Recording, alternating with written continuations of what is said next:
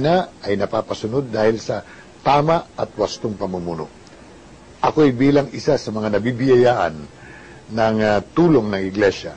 Ang aking masasabi, walang katapusang pasasalamat din ang aking binabalik. Dahil wala po namang hinihingi sa atin ang Iglesia ni Cristo, kung hindi tupdin natin yung ating ipinangakong paglilingkod sa bayan. Yung ating ipinangakong dalisay na paglilingkod sa kapwa.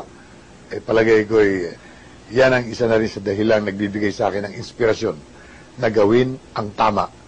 Dahil alam kong walang hinihingi ang Iglesia ni Cristo kung hindi gawin natin ang tama para sa ating mga mamamayan.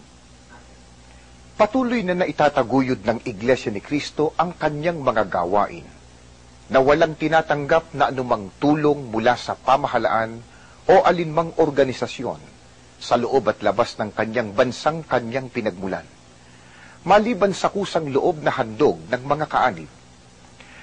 May ilang bunga marahil pagkainggit o iba pang maruming isipan ay nagpaparatang na ang Iglesia ay tumatanggap ng salapi mula sa mga politiko bilang kapalit ng pagboto sa kanila.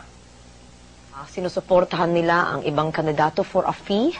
I think that's grossly unfair dahil ako mismo ay obviously wala akong maibibigay at hindi magbibigay at walang hinihingi naman sa akin. Sa aking karanasan, abay naku, napakalayong tignan ang Iglesia ni Cristo sa ganitong klaseng paratang. Napakalayo at hindi man lamang dapat isipin nino paman. Ako'y natutulungan ng Iglesia nang walang kapalit. Nakakalungkot po. Ewan ko nga ba kung bakit may mga taong sumusulat ng mga ganito. I mean, may mga taong ngayon tayo sa kaibigan, sa media, na parang ba nagiging irresponsable na. Makasulat lamang kahit na makasira na sila ng damdamin. Ako po ay matagal ng tumakandidato, 1963 pa po.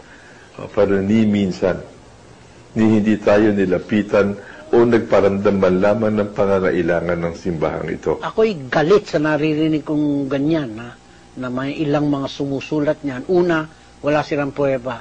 Pangalawa, at ito ang kinagagalit ko, hindi totoo yan Pambabastos siya sa mga kagaya ko na sinuportahan ng Iglesia ni Cristo on my first term in 1995. At uli, noong 2001, tumakbo uli ako. Ang Iglesia ay talagang inendorso ako at yan ay kinikilala ko at ako'y nagpapasalamat. Pero ni isang kusing, walang naging usapan dyan.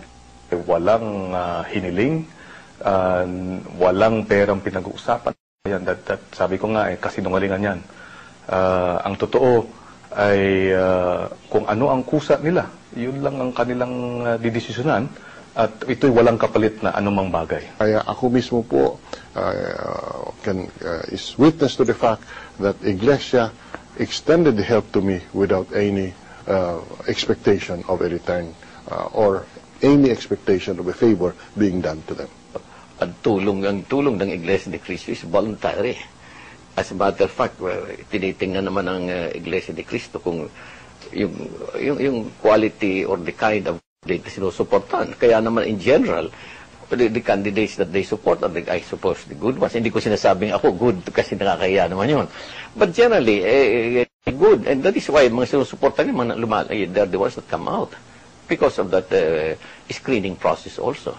Pero yung sa issue, na yung because for a for a certain hindi ko nakikita yun wala naman yan dyan